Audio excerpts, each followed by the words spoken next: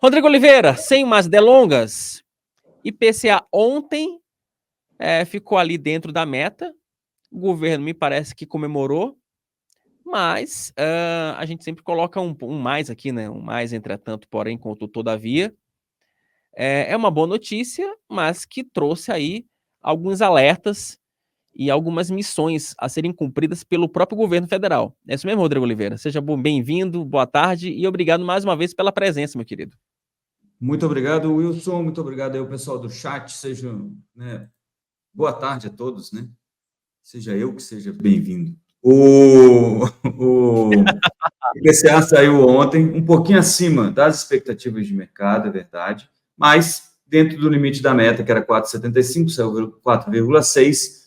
Boa notícia, né? Há 2 anos que a gente não consegue colocar a inflação dentro dos limites da meta, e agora voltamos a conversar com algo um pouco mais razoável, né? Lembrando que a meta é o quê? 3,25 para 2023. A meta de inflação é 3,25 mais 1,5 ponto percentual para cima ou para baixo.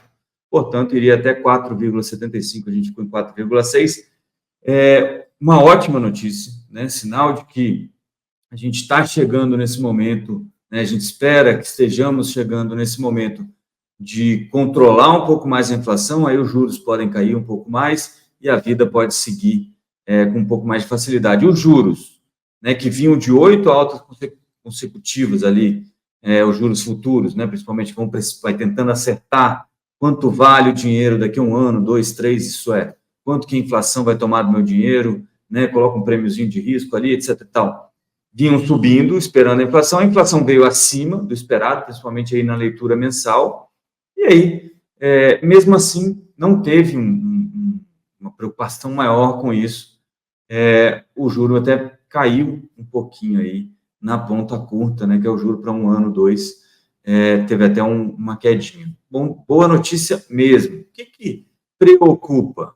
Preocupa que os núcleos de serviços vieram acima do esperado também, que é uma preocupação que tem a ver com dinamismo econômico, é uma boa preocupação, né? Mas que atrapalha um pouco a queda dos juros. Uma boa preocupação, por quê? Porque se os preços nos serviços continuam pressionados, é sinal que as pessoas estão consumindo mais serviços. Isso gera emprego, acaba gerando renda, e isso é bom. Mas, para quem está combatendo a inflação, isso é um sinal de que ainda precisa ficar em campo restritivo, talvez por um tempo um pouco maior. Embora a gente esteja reduzindo paulatinamente os juros ainda estão em campo restritivo, que é aquela história do juro neutro, né? O juro neutro no Brasil é o IPCA mais 4,5, mais ou menos. Então, você tem 4,6 mais 4,5, 9,1, a gente ainda está aí com praticamente 200 pontos base, 2 ponto percentual aí de juro, além daquilo que seria um juro que não atrapalha e nem acelera a economia, né? Que é o juro que todos nós gostaríamos. Muito bem. A meta de inflação para o ano que vem é 3%. Lembrando que lá no ano passado, o governo fez e aconteceu falando sobre mudar a metodologia da meta. Mudou, mas não mudou. É aquela coisa que eu falo da morosidade do Ministério da Fazenda, da equipe econômica, em fazer com que as coisas funcionem. E aí depois fica parecendo que está todo mundo correndo contra o tempo e a gente tem decisões todas tomadas às pressas ou feitas nas coxas. Então, o que a gente teve lá no comecinho do segundo semestre, se não me falha a memória, do ano passado, foi uma decisão do CMN, com o Conselho Monetário Nacional, que tem como votantes o Roberto Campos Neto, do Banco Central, o Fernando Haddad, da Fazenda, e a Simone Tebet, do Planejamento. Eles decidiram que, olha, a meta de inflação agora não será mais definida por ano calendário, mas sim será uma meta meio móvel, né? Lá para frente ela vai ficar, não, vamos ficar tipo nos Estados Unidos, 2%. Quando? Quando der, para não ter que ter muito arroxo para tentar trazer a inflação para a meta. É verdade que o Banco Central já vem mais ou menos trabalhando com isso, né? 2021 e 2022, até o Roberto Campos Neto chegou a falar um tempo antes, que causou um pouco mais de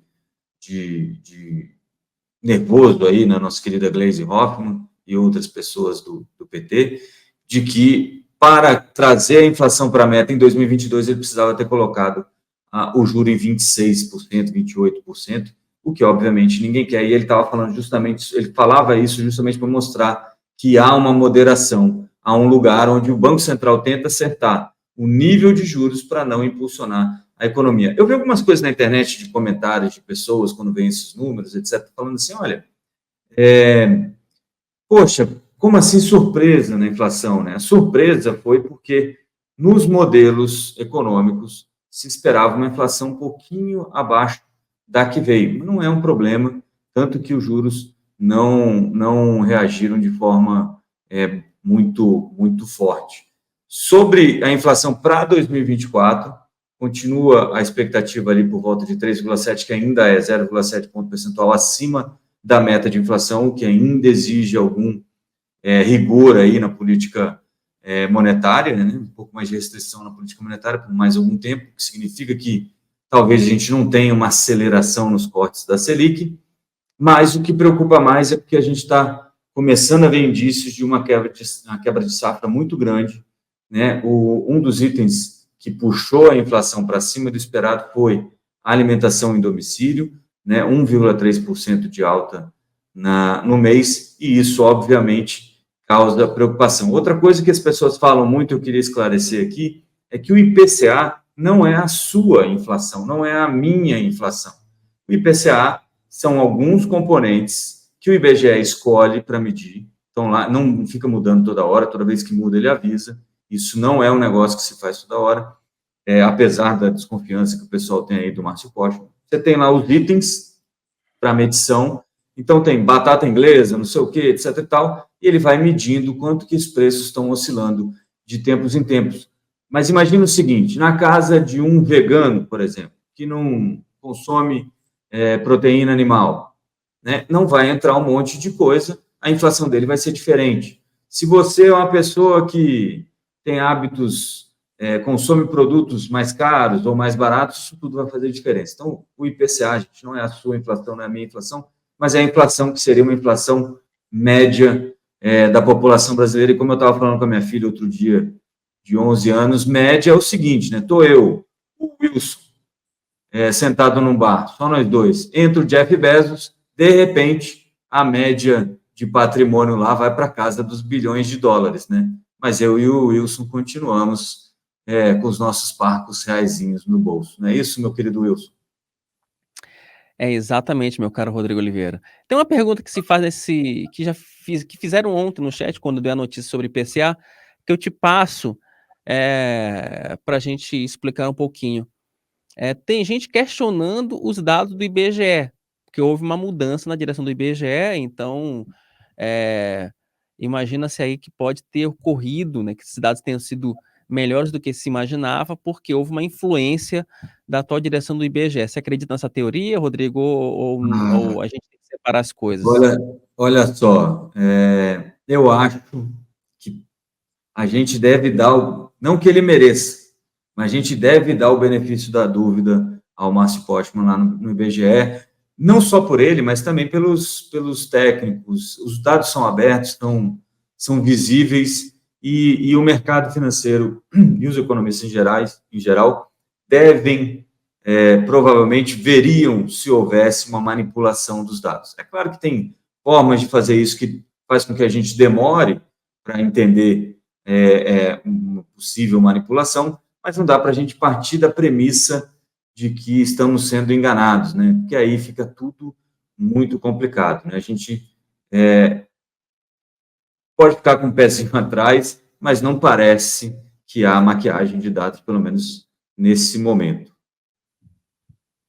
Traz para cá. É isso, pelo menos nesse momento, né? Lógico que vamos estar aqui, vamos ser vigilantes, a gente não vai Exato. deixar essa, né, a gente vamos ficar qualquer vírgulazinha, você que nos acompanha nesse momento pode ficar consciente, ciente e não espere menos do que a nossa capacidade de fiscalização aqui do poder. Afinal de contas, o antagonista ele fiscaliza, o poder fica lá enchendo o saco de todo mundo para que as coisas para que as coisas funcionem. Ô, Rodrigo, você também postou algo... Oi, diga lá, querido. Só complementar uma coisa, Wilson. E o pessoal que acompanha a gente lá no site do Antagonista também, e até aqui no meio-dia, me viu, provavelmente, criticar muito a escolha do Postman, porque eu fui muito crítico, sou muito crítico à escolha do Postman para o IBGE, justamente por causa disso. Credibilidade tem preço. Então, é um perigo você colocar uma pessoa como o Postman à frente do IBGE depois do que ele já fez em outros órgãos, ou das suspeitas que a gente tinha em outros órgãos governamentais quando o Postman esteve por aí. Não estou acusando ele de absolutamente nada, né, para deixar bem claro isso, mas o que eu estou dizendo é que é aquela coisa meio shakespeariana, né? A mulher do rei não basta ser honesta, parecer honesta, ela tem que ser honesta. E essas coisas, não, a credibilidade, a visão, como é que a gente fala? A crença que a gente tem nas pessoas tem um preço no mercado financeiro, e isso vai acabar alterando aí, ou vai acabar mudando muito expectativas, etc., e acaba mexendo com o bolso de todo mundo, embora a gente, em algum momento, ache que isso não faz sentido. Está aí o Eduardo Pinto Conceição dizendo que é no Macbeth, do nosso querido William Shakespeare.